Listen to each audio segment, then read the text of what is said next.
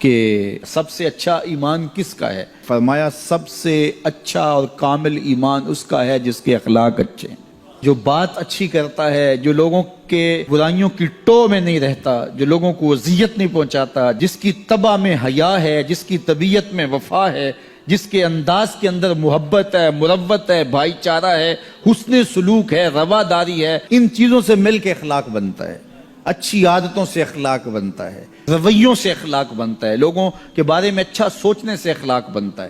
تو اچھے خلق رکھنے والا شخص اچھے ایمان کا حامل ہے۔ بہتر ایمان اس کا ہے جس کے خلق اچھے ہیں، جس کا کردار اچھا ہے، اور جس کا کردار اچھا نہیں ہے تو سنیے اللہ کے محبوب نے ارشاد فرمایا، فحش مزاجی اور فحش گوئی، بیہودہ بولنا اور بیہودہ طرز زندگی اختیار کرنا، فرمایا یہ دونوں چیزیں اسلام سے نہیں ہیں، ان کا اسلام سے کوئی تعلق نہیں ہے۔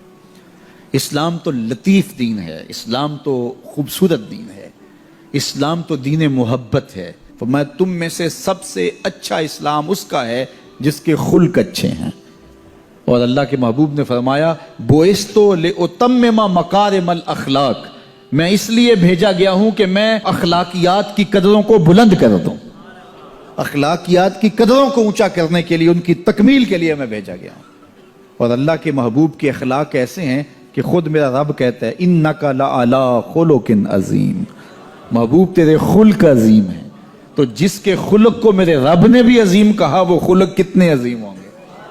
اللہ اکبر۔ حضرت سیدنا انس بن مالک رضی اللہ تعالیٰ عنہ فرماتے ہیں 10 سال میں نے حضور کی خدمت کی ہے، اور 10 سال میں ایک بار بھی ایسا نہیں ہوا کہ میرے حضور نے مجھے جھڑکا ہو۔ کیا محبت تھی، کیا پیار تھا، کیا خلق تھا۔ خلق او دینے مولئی دنیا، خلق او دینے مولئی دنیا، کوئی ورلائی جان بچاوے، آزم ایڈا سونا ماہی سنو کدرے نظر نہ۔ کچھ ان کے خلق نے، کچھ ان کے کردار نے کر لی، مسخر ساری دنیا شہ ابرار نے کر لی۔ تو اچھے اخلاق کا حامل جب بندہ ہوگا، اس کا ایمان کامل ہوگا اور اس کا ایمان اچھا ہوگا۔ تو نامہ اعمال میں جو عمل ڈالے جائیں گے، جو ترازو پہ، میزان پر جو عمل ڈالے جائیں گے، سب سے وزنی عمل نماز نہیں ہوگا، روزہ نہیں ہوگا۔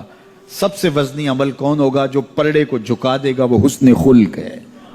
تو لوگوں سے اخلاق اچھے رکھیں، لوگوں سے رویے خوبصورت رکھیں، بات کرنے میں سلیقہ سیکھیں، گفتگو کا طریقہ سیکھیں، لوگوں کے معاملات کے اندر، نجی زندگی کے اندر جھانکنے کی کوشش نہ کیجیے، اور لوگوں کے بارے میں حسن ظن رکھیے، ان کی بہتری کا سوچیے، اور ان کے لیے خیر کے ماحول کو فراہم کیجیے، ان کے لیے آسانیاں پیدا کیجیے، اور ان کو جو ہے وہ آپ اچھائی کی طرف بلائیے۔ میرے بزرگ فرمایا کرتے تھے جس سے دوستی ہو تو اس کا بھلا سوچنا چاہیے، اور کسی کا بھلا سوچنا یہ ہے کہ اس کی دنیا بھی اچھی ہو اور بالخصوص اس کی آخرت اچھی ہو جائے، تو اس کو دین کی طرف لایا جائے، اس کو اچھائی کی طرف لایا جائے تاکہ اس کی آخرت برباد نہ ہو۔ یہ کسی کا بھلا سوچنا ہے۔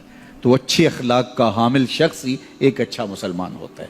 صوم و صلات سے کوئی شخص نہیں پہچانا جاتا، یہ تو اس کا ذاتی معاملہ ہے۔ کسی شخص کی پہچان اس کے اخلاق سے ہے۔ نکاح کرنے کے حوالے سے بھی اللہ کے محبوب نے ہمیں جو رہنما اصول دیا، فرمایا جس کے اخلاق اور جس کا دین تمہیں پسند آ جائے اس سے اپنی بیٹی کا نکاح کر دو۔ تو وہاں دولت دیکھنے کی تلقین نہیں کی گئی۔ اگر یہ قدریں ہوں گی ہماری، ایک دوسرے سے جڑنے کی، ایک دوسرے سے قریب ہونے کی، رشتہ داریاں کرنے کی، تو پھر اچھا معاشرہ تشکیل پائے گا۔ اور جب ہماری جو ہے وہ ترجیحات اس سے ہٹ کر کے ہوں گی تو پھر اچھا معاشرہ تشخیص نہیں پائے گا۔ آج اس سے تعلق جوڑا جاتا ہے جس کے پاس دولت کی کثرت ہو یا کوئی صاحب اقتدار ہو، تو لوگ اس سے تعلق رکھتے ہیں، چاہے اس کے اخلاق کتنے ہی برے کیوں نہ ہوں، اس کے رویے کتنے ہی تلخ کیوں نہ ہوں۔